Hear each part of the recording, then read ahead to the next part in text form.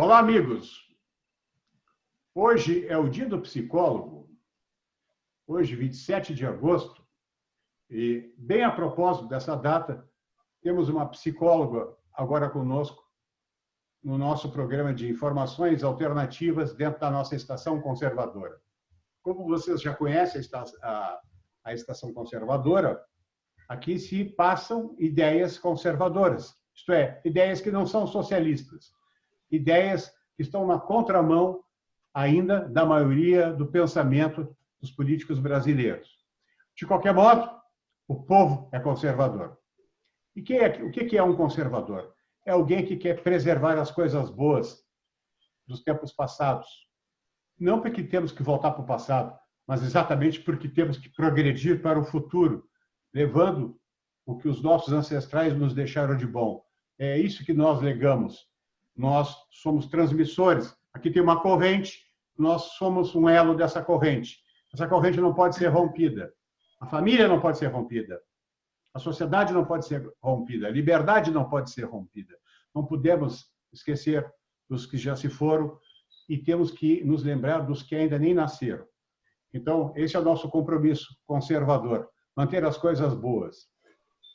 As coisas ruins, o tempo nos ensina, o tempo já filtrou, a gente já sabe. Pessoas conservadoras são pessoas mais serenas, não são revolucionárias, não querem mudanças. As mudanças, às vezes, são precipitadas e ruins. Bom, hoje o nosso assunto vai introduzir a primeira vez que nós vamos tratar, então, de psicologia, que é uma coisa que estamos precisando muito nesses tempos de Covid. Os psicólogos são chamados agora a qualquer momento. Eu mesmo estou envolvido com problemas psicológicos, com alguns pacientes médicos, pacientes que me procuram como médico, e eu estou cada vez mais necessitando de ajuda de psicólogos, porque eu não acredito nos remedinhos da psiquiatria moderna apressada, receitadora que nós estamos recebendo. Então, eu tenho o máximo prazer de apresentar a vocês a psicóloga Cíntia Araújo. Cíntia, te apresenta para o nosso público conservador. Boa noite, Dr. Carlos Alberto. Boa noite a todos que vão nos escutar. Dizer, em primeiro lugar, que assim, eu estou bem feliz pelo convite de estar podendo falar aqui, porque, como o senhor disse, hoje é o dia do psicólogo, 27 de agosto, dia do psicólogo, uma profissão que eu escolhi muito jovem. Eu entrei na faculdade aos 17 anos, já são 33 anos de formada, e uma profissão que eu tenho muito orgulho de desempenhar, muito orgulho de ter escolhido, de ter feito uma mudança radical na minha vida. Eu sou porto-alegrense, acabei vindo para o interior, hoje sou concursada na Prefeitura de Dom Feliciano, trabalho na Secretaria de Educação, e acho que o profissional da psicologia é um profissional de ponta, e hoje, mais do que nunca, é um profissional que vai ser muito necessário. Ele já está sendo, já vem sendo um profissional muito necessário e requisitado, porque as nossas doenças hoje não são só do corpo, que é onde o médico mais atua, mas as doenças da mente. E, como o senhor falou no início, a gente está vivendo um tempo complicado, que é o tempo da pandemia, o tempo de um vírus que ainda ninguém conhece muito bem como age, como funciona, um tempo do novo, do inesperado, do desconhecido, e isso traz uma série de conflitos emocionais, de dificuldades emocionais que fazem a gente ter que repensar não só a nossa vida diária, o nosso comportamento no dia a dia, mas o nosso aspecto emocional, que tem se modificado muito em função disso. Então, assim, acho que hoje, esse convite, eu fiquei bem feliz. Já fazia dias que a gente combinava isso e tinha uma dificuldade, outra, horários. E eu fiquei bem feliz que caiu no dia do psicólogo, Então... Foi coincidência. Foi coincidência, mas bem feliz porque é um dia bem importante. Quero aproveitar também, já que a gente vai ter um alcance muito grande com essa nossa fala, porque hoje esses recursos que a gente tem na internet nos levam muito longe. Então, aproveitar e já parabenizar todos os colegas de profissão pelo nosso dia. E não é uma profissão muito fácil. A medicina é uma profissão complicada, a psicologia é uma profissão, para aquele profissional que leva a sério, é uma profissão muito complicada.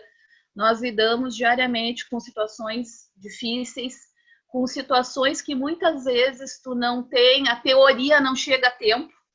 É o acting out, é o aqui e agora, e tu tem que ter uma solução, tu tem que ter uma posição para aquela pessoa que está ali te pedindo uma ajuda.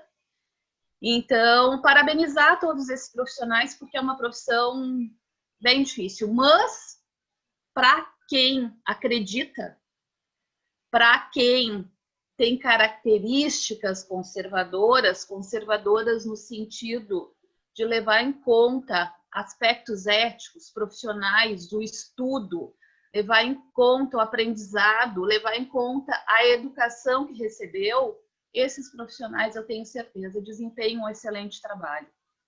Então, acho que todos estão de parabéns. Né? Eu tenho mais um orgulho em relação a isso, porque tenho uma filha se formando em psicologia. Então, não posso deixar de citar que isso me deixa bastante orgulhosa dela ter escolhido a mesma profissão. Já está até ingressando em outra coisa, porque hoje em dia os jovens não se contentam com o único curso, eles vão... No nosso tempo era mais difícil. A gente tendo uma faculdade, já era uma grande coisa ter uma formação profissional.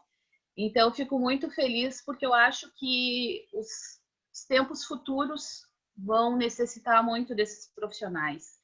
E cada vez mais os profissionais de todos os profissionais das várias profissões vão ter que estar interligados, dividindo seus saberes para poder solucionar o que a humanidade vai enfrentar. A gente já está vendo isso hoje.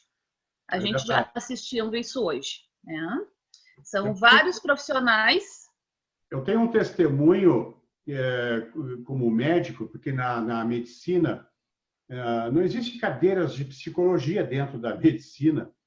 Então, quando a gente chega, e ainda é assim, no final do curso, começamos a estudar psiquiatria, a gente ainda não entra dentro da psicologia. Eu fui conhecer psicologia, eu estava fazendo um curso de história, depois de me formar médico, porque havia cadeiras de psicologia da educação, por exemplo, que eram obrigatórias. Foi ali que eu fui conhecer detalhes dos grandes mestres, dos grandes psicólogos. Eu já era médico já há um bom tempo, já praticamente uns 8 anos, eu ainda não tinha enveredado por esse caminho. Né? Então, e depois, sem compromisso com a universidade, fui conhecer mais ainda. Eu conheço mais psicologia fora da universidade. O Brasil teve um tempo, infelizmente, obscuro na psicologia, onde entrou uma doença mental junto, socialista junto, dentro da psicologia. Aliás, ele invadiu todas as áreas do pensamento, todas as ciências sociais foram invadidas, a história, a filosofia, tudo foi invadido pelo pensamento marxista, leninista, deturpado, produz uma deformação da realidade e cria uma visão insana, achando que a insanidade faz parte da normalidade. Essa confusão ainda existe em muitas cabeças. Então, eu fui aprender, ou continuo estudando psicologia. Hoje, eu estava voltando de Porto Alegre, e eu ouvi assim, por acaso eu não sabia que hoje era o dia dos psicólogos. Eu estou dentro de um ônibus, eu vou dar uma olhadinha no Viktor Frankl, lembra que eu falei contigo? Viktor Frankl, um cara espetacular, que escreveu Em Busca do Sentido da Vida, depois de passar 2 anos no campo de concentração nazista, de ver o pai, a mulher, o irmão morrer, ser assassinado. O cara deu uma volta por cima, espetacular, morreu com 95 anos, esteve em Porto Alegre, ele recebeu um PhD em homenagem, ele recebeu mais de 20 desses PhDs pelo mundo todo. Viktor Frankl descobriu o sentido da vida. E agora, eu estou também numa realidade como médico clínico, tendo que atender casos psiquiátricos, alguns graves, com coisas pesadas, e eu preciso de alternativas esses tratamentos psiquiátricos. Eu não concordo, não admito esses tratamentos psiquiátricos medicamentosos, onde um remédio virou uma panaceia, um remédio só para todos os problemas da ansiedade, para os psicóticos, para a depressão. A Covid está trazendo tudo de volta, Cíntia. E em larga escala. A ansiedade, ela escalou socialmente. Então, aquilo que já era bastante frequente, a estatística mostra que nós temos 13 milhões de pessoas sofrendo de ansiedade no Brasil, né? São 300 milhões no mundo todo, e essas pessoas começam a ser medicadas, como se o psicólogo não tivesse nada para dizer, não tivesse uma teoria para apresentar, não tivesse uma abordagem diferente, uma logoterapia como a do Viktor Frankl, ou outra. Existem várias alternativas. O psicólogo é essencial nesse instante, no auxílio pessoal, no auxílio de grupo, no auxílio de instituições, dentro da educação, dentro da saúde, dentro da cultura. E tinha que estar nas telas de televisão, porque, na verdade, nós temos que incentivar alternativas à medicalização da humanidade. Isso é um crime contra a humanidade. Drogas que destroem o cérebro. Eu tenho uma posição bem formada sobre isso, doutor. Eu, assim, quando recebo um paciente, muitas vezes casos graves, risco de suicídio, que a gente tem que avaliar muito bem, aqueles adolescentes que fazem cutting, que são aqueles cortes. Então, eu sempre avalio muito bem, muitas vezes uso o recurso ou do encaminhamento ao clínico e muitas já direto ao psiquiatra, porque às vezes a medicação é necessária. Então, precisa, além do apoio do psicólogo, porque o psicólogo vai ser aquela escuta, né? Que às vezes a pessoa, aquela escuta importante e sem crítica, que é difícil a gente ter fora do ambiente, do atendimento. Então, o psicólogo vai ter essa escuta e vai poder orientar esse paciente. Muitos adolescentes hoje têm essas dificuldades. Mas, muitas vezes é necessário o encaminhamento, muitas vezes a medicação se faz necessária até para que o paciente consiga aproveitar aquele momento da terapia, porque às vezes a situação é tão crítica que ele não consegue aproveitar aquela fala. E esse momento que a gente vive, com certeza, ansiedade, as doenças mentais, as doenças emocionais, são as doenças do nosso tempo e do futuro. Porque hoje já existe muita tecnologia, já existe muita medicação para o corpo. Vai lá, faz uma cirurgia, vai lá, toma um remédio, daqui a pouco vão descobrir a cura para o câncer, é só a coisa evoluir e as coisas vão indo. Mas a mente vem se transformando muito, o emocional das pessoas vem se transformando muito. Então, eu acho que hoje já, essa parte da parte da psicologia, da psiquiatria, é importante, e vai se tornar muito mais, porque todos esses dados aí que o senhor falou, ansiedade, depressão, consumo de álcool, violência, tudo isso já existe em grande escala. Só que hoje, na situação que nós estamos vivendo, a gente tem visto isso aumentando muito. A questão do Covid trouxe uma nova realidade, uma realidade para todo mundo. Eu digo para todos nós. Porque o ser humano, ele é um ser gregário, ele é um ser social, ele não é um ser isolado, não é um ser... Um bebê, se nascer, ele precisa ter alguém para cuidar dele, senão a sobrevivência dele é quase zero. O risco de ele morrer é eminente, se não tiver outro. Então, já desde a infância, a gente precisa do outro com nós. A gente nasce e tem que ter alguém para nos cuidar, para nos amamentar, para nos higienizar, é assim. Então, essa questão do isolamento social, essa questão dos cuidados em relação ao vírus, a questão do... Porque uma situação é tu pegar uma doença, tu estar doente e é contigo, é comigo, né? Eu tô doente, eu peguei, ou eu não me cuidei, ou acabei adquirindo. Mas o Covid tem uma outra questão muito importante, que é o outro. Porque eu tenho que cuidar de mim e eu tenho que cuidar do outro. Porque eu corro o risco de ter o vírus e não saber e estar passando para o outro. Então, isso nos leva a uma responsabilidade muito maior. O cuidado não só nosso. Porque quando é com a gente, as coisas a gente se vira, a gente dá um jeito, a gente tenta resolver. Mas quando a gente põe em risco o outro, a coisa complica. Então, eu acho que isso é um aspecto muito importante, fora a questão de ser uma coisa nova, que não existe, a ciência ainda não encontrou uma medicação, não encontrou uma vacina, então a gente vai ter que conviver com isso. Isso muda os nossos aspectos emocionais, os nossos sentimentos, muda a nossa conduta, o nosso comportamento. Eu mesma, sempre quando eu falo sobre isso, esses dias falei lá em Dom Feliciano, no programa da prefeitura, e estava comentando como foi difícil para mim a adaptação da máscara, porque eu tenho que atender o meu paciente de máscara, e o rosto, o olhar, o movimento da boca, a interjeição do rosto, para mim é muito importante. Então, hoje eu tive que aprender a ler olhos, porque eu só consigo ver os olhinhos da pessoa que está ali na minha frente. Então, é uma coisa que me mobilizou, que no início mexeu comigo, que eu tive muita dificuldade profissionalmente para lidar com essa mudança.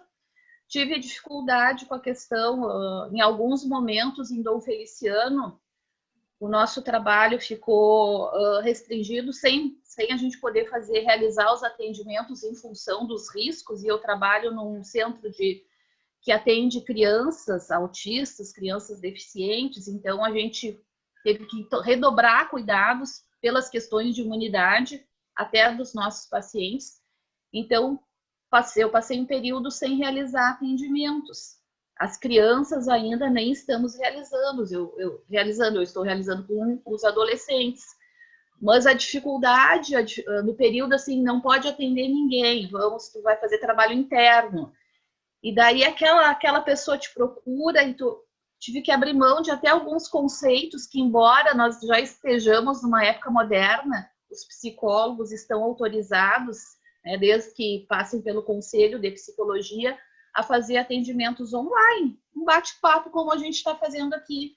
E eu tinha uma certa restrição, eu achava, mas como é que eu vou atender online? Me faz tanta falta o contato, né, eu perceber ali o jeito do meu paciente, e tive que me adaptar. Hoje eu faço atendimentos online, eu faço atendimentos via WhatsApp, né, em situações mais críticas via WhatsApp, faço atendimentos telefônicos, por telefone, o Conselho de Psicologia autorizou também, porque tem situações tão eminentes que a gente não tem como dizer, não, vamos esperar, vamos melhorar, daqui a pouco o vírus... Não, tem que ser aqui e agora, principalmente quando tu trabalha com um público de maior risco, como os adolescentes.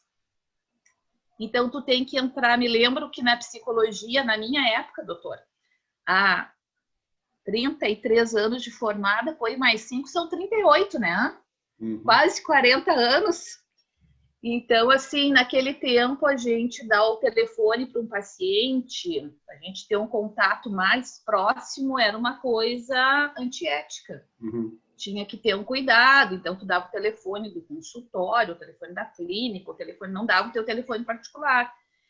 E eu hoje, me dando conta, né, que no fim, assim, com esses atendimentos, eu tenho vários pacientes no meu WhatsApp, eu vejo os stories deles, sei o que está acontecendo com eles através desses stories, converso por ali, muitas vezes até o atendimento já se encerrou, já não estamos mais, mas permanece ali, o paciente vem, me dá um retorno, ou tem acontecido muito de me indicar alguém, né, disse, Cíntia, eu estou te indicando tal pessoa, já vou te dar o WhatsApp da pessoa, tal e tal. E essa modernidade que a gente, às vezes, é um pouco assim, resistente, né? A gente é um pouco resistente à mudança. Essa modernidade que a gente tem que acabar entendendo, aceitando e vendo que é uma forma, sem perder a essência. Né? Eu sempre vou preferir o atendimento presencial, o atendimento ali, olho no olho, porque essa é a essência do meu trabalho, mas me adaptando a essa nova realidade que está aí, né? Que a gente não pode fugir dela. E essa realidade, ela vai estar nos ensinando também. O Brasil, se a gente voltar para a história, o Brasil nunca passou por uma situação dessa. O Brasil não esteve envolvido, por exemplo, me lembro da Segunda Guerra Mundial, foram 5 tenebrosos anos para quem era inglês, francês, alemão, que é como se fosse uma epidemia, uma pandemia de 5 anos, onde morreram milhões de pessoas. O Brasil nunca teve uma situação dessa. O Brasil está tendo agora, nesse instante, a sua Segunda Guerra Mundial. E ela não tem data para terminar, porque essa pandemia, eu vejo 2 aspectos, além do problema biológico, da doença, da Covid, eu vejo o lado político, o lado do interesse político, porque ninguém vai me convencer o contrário, que esse vírus é chinês mesmo, e nós teremos um desdobramento pior, talvez, no ano que vem. Isso é uma coisa que quem planejou isso, planejou de uma maneira muito bem feita. Aliás, isso foi tentado em 2009 com H1N1, só que não deu certo. Dessa vez parece que deu. Ele conseguiu envolver o planeta inteiro numa crise econômica, que desestabilizou a vida econômica, um fator fundamental da estabilidade emocional humana, e com o espectro da morte rondando a gente, o espectro da infecção, trazendo culpa para as pessoas. E aí parece que 2 coisas vão acontecer. Nós teremos um ganho quando isto passar. Será um aprendizado enorme para nós. Nós nunca passamos por isso. É uma provação. Nós teremos algum benefício disso. Por enquanto, estamos na provação. Por enquanto, estamos no negativo. Por isso, nós estamos nesse momento grande de sofrimento. Ainda não chegou a hora da gente dizer, olha, aprendemos finalmente uma coisa, aprendemos a ser mais gregários, aprendemos a ser mais sociais, mais altruístas, como tu falou, mais engajado, preocupado com o outro. O egoísmo vai ser repensado. Um país que não tem tradição cooperativista como o Brasil vai ter que se comportar como um inglês, como um alemão, como um francês, um italiano, tem um espírito mais gregário, ele se enturma mais, ele pensa mais no grupo. A psicologia, ela não nasceu, eu conheço bem a história da psicologia pelo lado político, Cíntia, não pelo lado dela mesma. A psicologia, ela não teve um bom nascimento. E logo em seguida, o poder chegou, percebeu um mecanismo de controle das pessoas. Nós estamos vivendo um mecanismo de controle. Por exemplo, a multidão de mascarados faz desaparecer o indivíduo. A psicologia que não leva em conta o indivíduo, leva em conta apenas a massa, ela tem um problema. Na verdade, ela é um controle.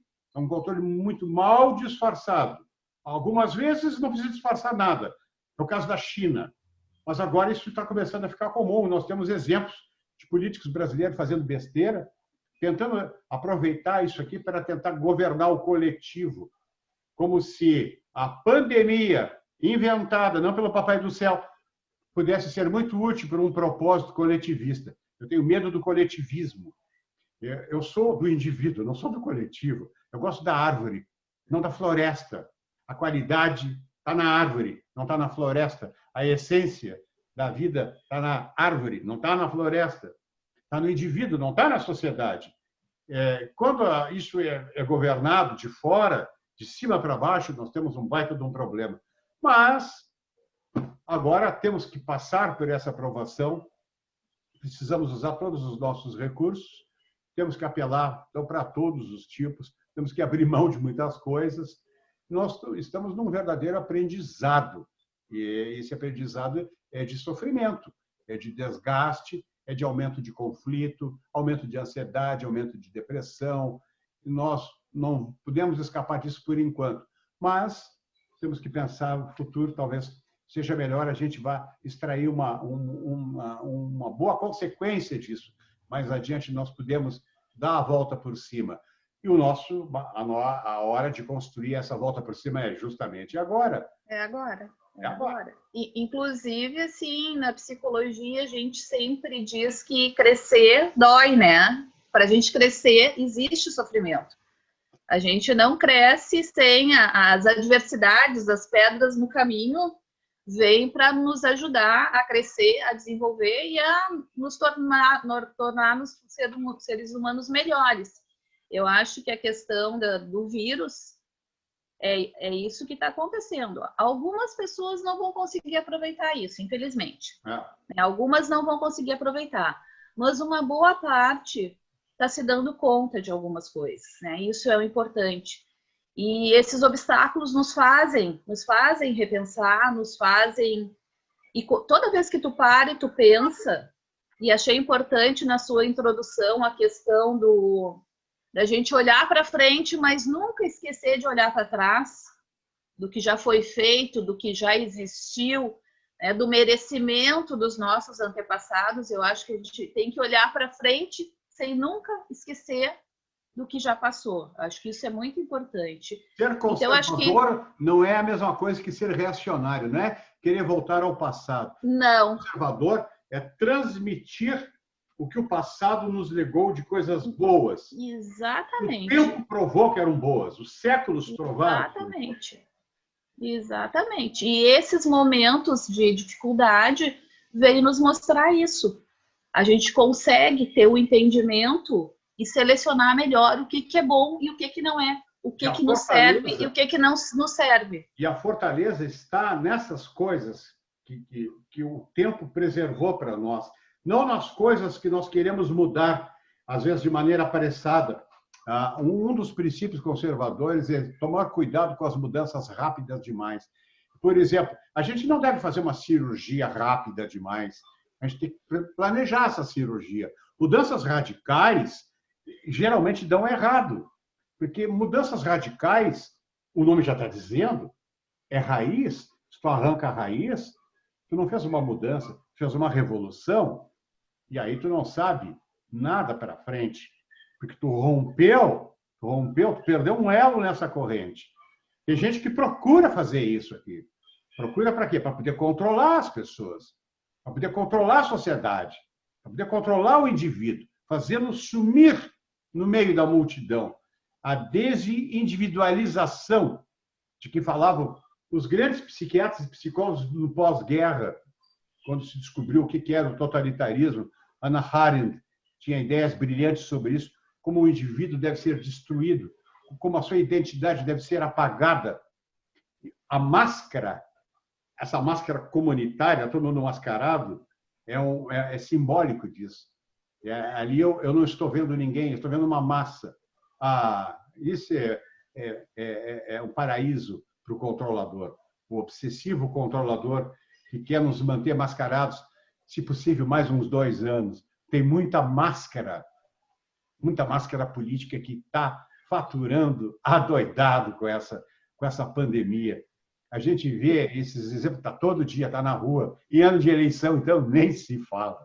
Isso está muito na vista. Mas o povo vai se dar conta que essas máscaras elas não podem durar para sempre. Não estou falando apenas do aspecto biológico, dessa porcaria de máscara. Eu estou falando mesmo de máscara para tu desaparecer no meio da multidão, para tu virar um desindivíduo, uma impessoa, como dizia George Orwell. E por isso que a gente não pode perder a essência nunca. E nunca perder o bom funcionamento para ter crítica sobre as coisas, não perder a essência e ter crítica. Porque a gente tendo a nossa essência e tendo crítica, a gente até pode usar uma máscara de pano, uma máscara, bico de pato, sei lá qual é, mas a gente vai continuar sendo a gente vai continuar tendo crítica em relação à realidade que a gente vive. E esse aspecto político eu acho bem importante, porque o vírus trouxe uma série de coisas, de mudanças, protocolos na saúde. Eu não estou na saúde hoje, mas acompanho alguma coisa. E a gente não pode perder a nossa crítica, a nossa ideia. A gente não pode perder a nossa individualidade. Então, acho que isso é muito importante. E o outro aspecto, doutor Carlos Alberto, assim, que eu acho assim, ó, fundamental, que vai afetar o emocional das pessoas, que tem a ver com as questões políticas, são as questões econômicas. Isso está... Essa questão do funcionamento, da perca dos empregos, das coisas não funcionarem, da pessoa não saber como vai manter a família dela, isso traz sérios problemas mentais. Isso gera uma ansiedade, uma insegurança, pessoas fechadas. Aqui, eu digo, nós aqui no interior estamos no paraíso, porque aqui a gente circula, tudo bem, põe a máscara, mas a gente circula, a gente sai. Porto Alegre, eu tenho colegas que ficaram por um tempo fechados num apartamento, porque a situação lá estava muito crítica. Colegas de consultório que tinham atendimentos, que tinham um conceito já, 30 e poucos anos de formados, com seus consultórios agora tentando a questão online, que não é uma coisa fácil nem para o profissional e nem para o paciente, porque as pessoas não saem à rua, porque as pessoas têm medo, porque as pessoas estão perdendo o recurso financeiro. Então, o psicólogo é segundo plano. Eu preciso primeiro botar a comida na minha mesa e depois psicologia, depois se dá, a gente, né, ajeita. Então, todas essas questões que estão associadas a questões políticas, econômicas, vão influenciar muito o indivíduo. E aí entra o perigo. Aí entra o perigo. Na hora que a tua cabeça não tá boa, que tu tá fragilizado mentalmente, tu é muito sujeito a absorver coisas que não são tão reais, que não são verdadeiras, porque tu tá enfraquecido psicologicamente. Esse é o problema da ideologia. A ideologia é uma perversão do pensamento político. Na ciência política, que eu cursei durante um tempo em mestrado, a ideologia era mal vista, sempre foi mal vista pelo cientista político. É aquela filha não muito recomendada. Então, é bom nem falar nela, porque ideologia nenhuma presta. Ideologia é uma falsidade do pensamento. É um pensamento direcionado, ele tem um viés. Então, o viés dele, tanto o A vale tanto quanto o B, quanto o C. Então, é perda de tempo a ideologia. No entanto, se consagrou na mentalidade brasileira, especialmente na mentalidade política, partidária brasileira, se instalou um pensamento único que destruiu a educação. Eu sou testemunha disso, eu vi a educação ser destruída lá em Porto Alegre, nos anos 80, no CEPERS, quando o Partido dos Trabalhadores começou o desmanche pedagógico, logo em seguida com Fernando Henrique Cardoso, e depois a coisa só piorou. A educação, nós já conversamos isso várias vezes, a educação acabou por ali. E a saúde não ficou muito atrás, não, também. Acompanha a mesma degradação. Esse medo do colapso do SUS. Ora, o SUS sempre teve colapso, vamos contar a verdade. Vamos contar a verdade. A gente que tem uma experiência na saúde, quando começaram a falar em colapso do SUS, vai faltar UTI, eu digo, o que é isso? Sempre faltou. Sempre faltou. Quando eu trabalhava na saúde, agora tinha que mandar paciente. Agora foram se dar conta que ia faltar UTI. Essa é uma realidade. Isso a gente não pode negar. Quem trabalha em saúde, já trabalhou em saúde, sabe que sempre foi assim. Agora só piorou um pouco, né? Agora só piorou um pouco a questão. Tanto é que foram fazer investimento, que eu não sei nem de onde que saiu tanta grana, que foram fazer investimentos em saúde, em UTI, tal e tal. Ótimo, excelente. Que bom. E outra coisa que eu queria falar, doutor, só para não perder o gancho, que depois eu esqueço. A questão da mudança. Na psicologia, uma frase clássica A mudança é sempre de dentro para fora. Não acredite em mudanças radicais, não acredite em mudanças da noite para o dia, não acredite em conversas de mudança, elas não acontecem assim. Mudança exige planejamento, mudança exige pensamento, mudança exige até sentimento. Então, a gente, que nem o senhor falou, ninguém vai fazer uma cirurgia de hoje para amanhã. A gente vai planejar, a gente vai... A mesma coisa a vida da gente. Eu não vou me mudar de Amaral Ferrador amanhã, porque eu tenho que ter um planejamento, eu tenho que saber para onde que eu vou, o que que eu vou fazer, como é que eu vou viver. Então, as mudanças elas têm que ser planejadas e elas têm que vir de dentro.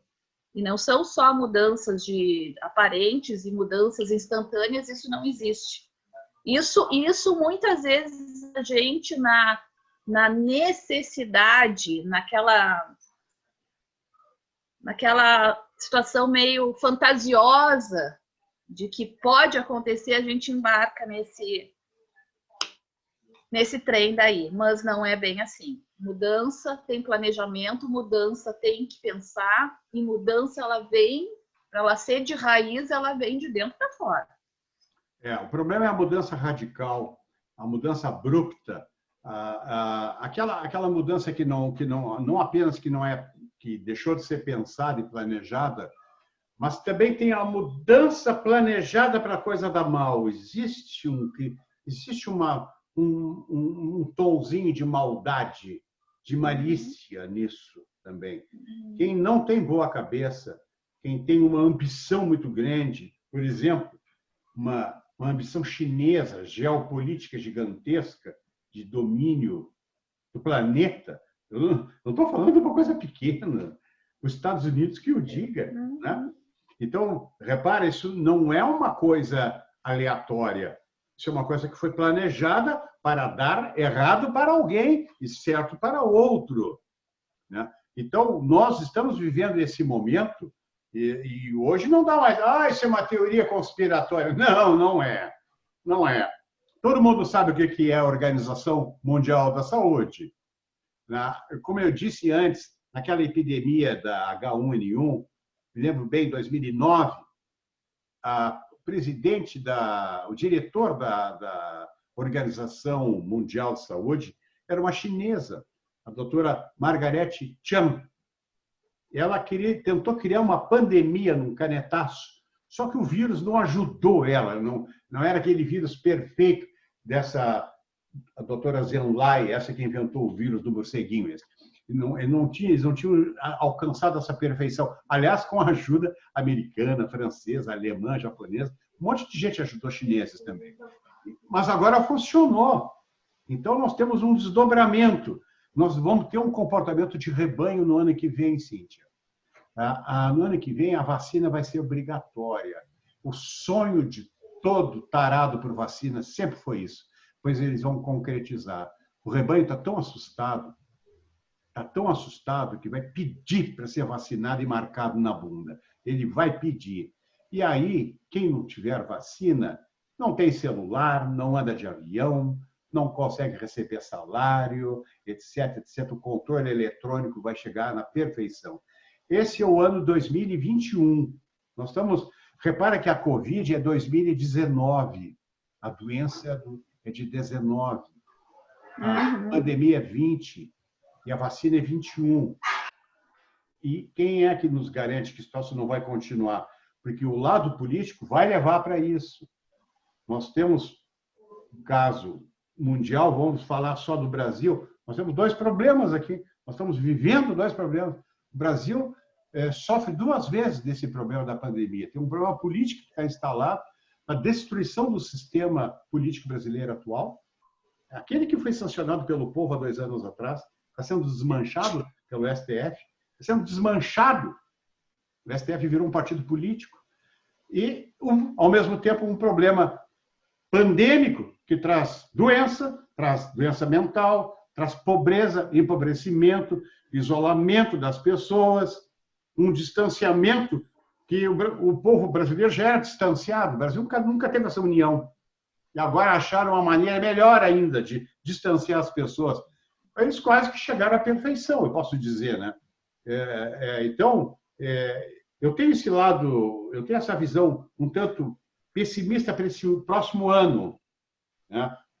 Se a gente conseguir passar por isso, a gente vai ter um benefício dobrado depois, mas vai levar algum tempo. Nós não tivemos a nossa segunda grande guerra mundial. Nós estamos começando no primeiro ano dela ainda. Eu nunca imaginei eu sempre imaginei que nós teríamos uma guerra, que nós morreríamos numa guerra, numa bomba nuclear, sei lá. A gente sempre pensou nas grandes potências fazendo alguma coisa que o mundo ia para esse lado. Quando que a gente imaginou que o mundo todo ia estar rendido, né? Ia estar rendido a um vírus que está dominando, que está ditando as regras do nosso comportamento, da nossa vida particular, porque na hora que eu não posso ter o convívio, na hora isso muda o meu comportamento, isso muda até a minha vida particular, também, as minhas questões de individualidade. E não é nem a questão da doença e da morte, porque a gripe espanhola matou milhões de pessoas, matou mais de 50 milhões de pessoas. Era um vírus muito mais mortal que esse coronavírus. Mas era uma coisa da natureza. Agora a coisa é diferente. Eles não querem a destruição de todas as pessoas. Não precisa matar todas as pessoas. Tu pega por amostragem, né? O número de mortos assim, de toda a pandemia que está se contando. Eu já parei de fazer conta também. Você é meio mórbido, está contando. Assim. Parece a Globo, está todo dia. Até em futebol tem minuto de silêncio para os que morreram. Essa safadeza da Rede Globo.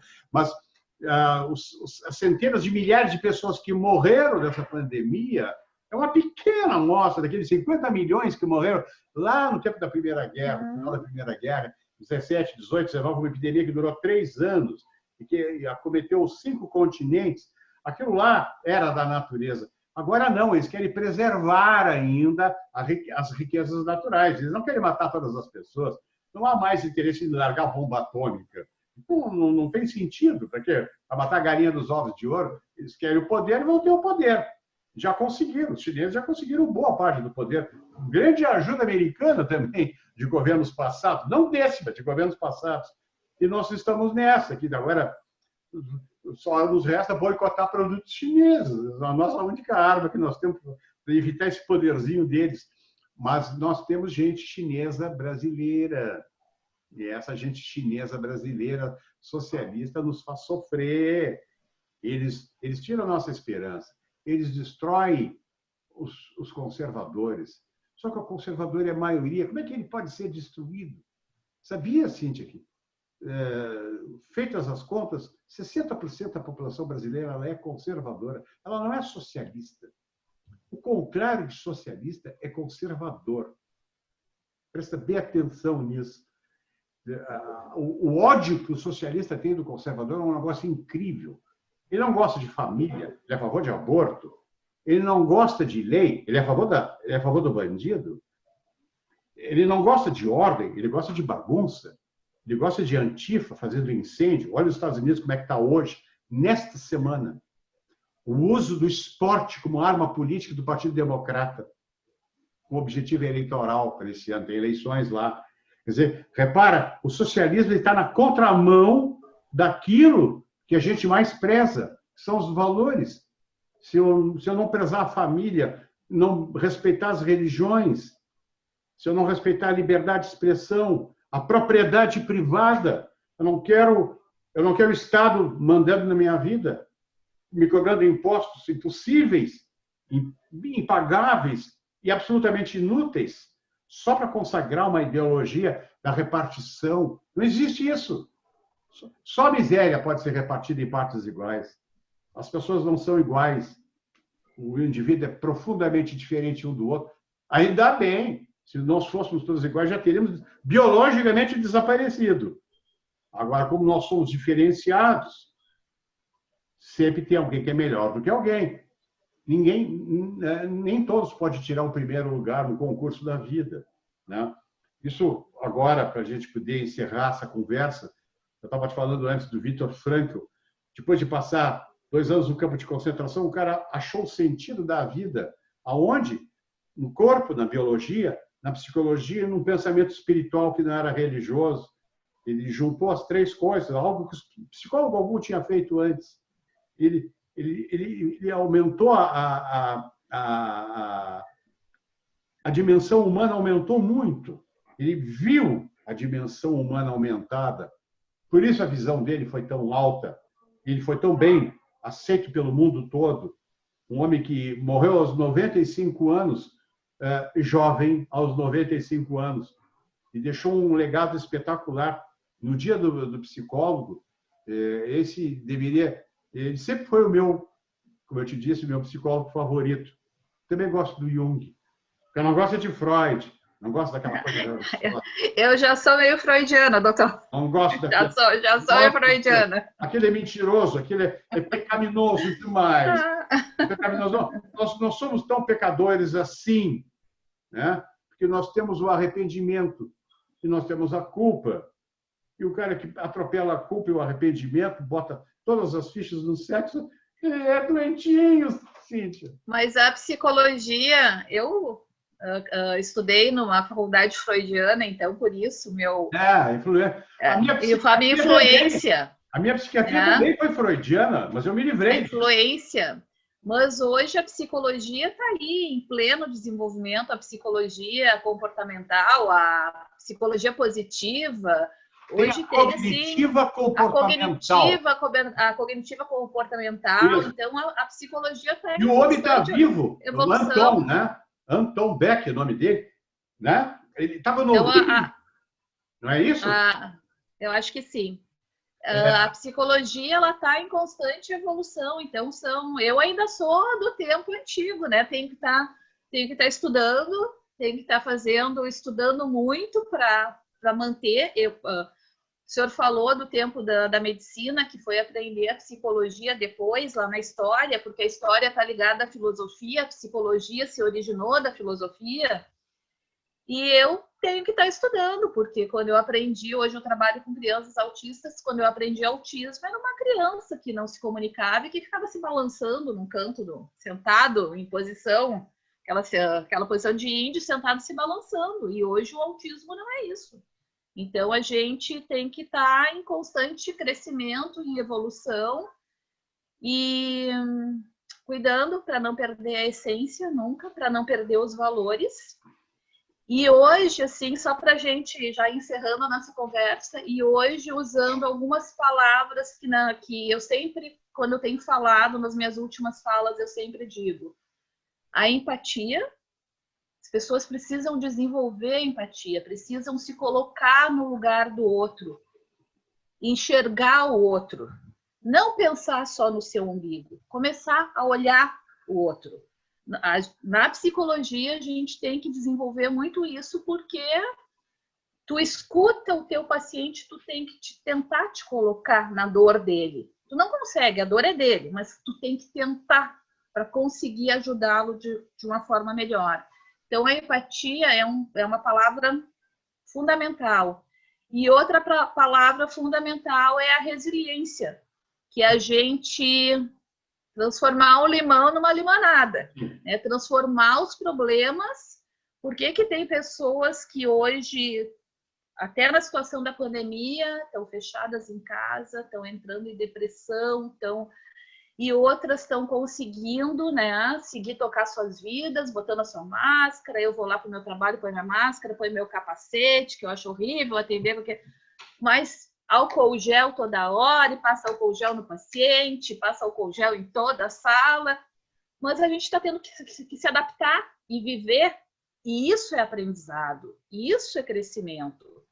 Então, a resiliência... O ser humano é adaptativo. Exatamente. E a capacidade de resiliência é muito importante da gente desenvolver, principalmente nesse momento, né? De conseguir lidar com essa situação adversa e conseguir seguir sua vida, tentando ter um curso mais normal possível. Isso nos dá condições de manter a nossa saúde mental. Todos nós. Daí, psicólogo não tem. Tem, todos nós. Eu estou afetada pela pandemia. Eu estou muito afetada pela pandemia. Eu fiquei uma semana sem trabalhar e quase pirei. Tive também no início da pandemia uns sintomas muito suspeitos e achei que estava com Covid, o senhor sabe, né? Então, assim, fui muito afetada pela pandemia, lá desde o início. Então, a gente tem que trabalhar essa resiliência e criar aspectos de saúde mental para poder manter de todos nós. Todos nós precisamos fazer isso. E o foco do Viktor Frankl era a saúde, não era a doença. Isso é que é um temor que eu tenho da psiquiatria, que usa remédios demais, que o foco deles é sempre a doença, é manter a pessoa doente, é tornar o cara crônico. Nós temos que pensar sempre de uma maneira otimista e no sentido da saúde. E agir nesse sentido. Não é combater a doença com recursos públicos. Isso é para agradar políticos, que não têm a cabeça que a gente tem, infelizmente. A gente tem que focar na saúde. E aí há alternativas. E a psicologia aqui é fundamental. Eu acho que nós estamos passando uma mensagem otimista, no final das contas, porque enquanto há vida, há esperança. Sempre. E se a gente conseguir entender o sentido da nossa vida, então o nosso futuro está garantido. Nós vamos poder legar, como bons conservadores, uma coisa positiva também nesse aspecto aí. Extrair uma lição dessa dura provação que nós estamos vivendo. Quero agradecer muito por ter comparecido no meu programa das informações alternativas da Estação Conservadora. Essa foi Cíntia Araújo. Vou deixar as últimas palavras para ela. Bem, agradecer, doutor, pelo convite. É sempre bom a gente falar da nossa profissão, um pouquinho do que a gente estuda, um pouquinho mais, né? Assim, poder conversar sobre isso. Acho que esse tipo de trabalho atinge muitas pessoas, então é importante as pessoas ouvirem, as pessoas escutarem, as pessoas pensarem, as pessoas terem crítica, as pessoas trabalharem a sua empatia, trabalharem a sua resiliência, saberem do que se tratam essas palavras. Então, a gente poder falar um pouquinho num local e num espaço que eu sei que vai ter uma abrangência muito grande, é importante. Então, eu agradeço o convite, estou sempre à disposição. É sempre um desafio, né, daquele friozinho na barriga, quando a gente vai conversar, assim, mas é um desafio importante. Enquanto profissional, a gente tem que estar se desafiando, também tem que estar crescendo. E a mensagem é otimista, porque eu tenho certeza que a gente vai passar por isso, né? A gente já está passando, né? Vamos passar, vai ter sofrimento, né? Tem sofrimento nessa jornada aí, tem dificuldade, mas nós também temos a capacidade de aprender muito com isso. Tenho certeza disso. Obrigado, Cíntia. Obrigado, os ouvintes. Esse programa vai ser visto em Dom Feliciano, toda a área de Amaral, Cristal, Encruzilhada. Esse é o nosso alcance. Estou limitando um pouco para a gente poder aproveitar os serviços da doutora Cíntia. Muito obrigado. Boa noite. Eu agradeço. Boa noite, doutor.